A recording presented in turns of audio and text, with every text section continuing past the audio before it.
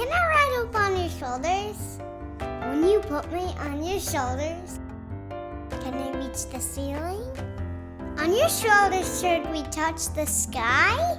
When we stretch, stretch, stretch, up high, it's such a feeling. Dad, can you put me on your shoulders? If you put me on your shoulders, maybe we can reach up to the sun. On your shoulders, should I touch a comet? If we stretch, stretch, stretch, we could rock it up as one. Dad, can I sit on your shoulders?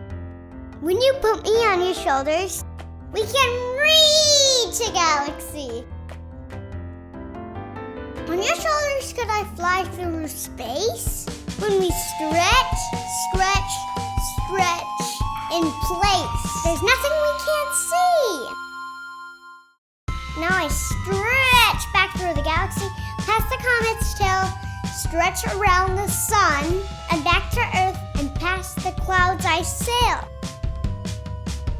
Then I stretch back by your ceiling, where I got a boost from you, back to my room to squeeze your leg and tell you I love you.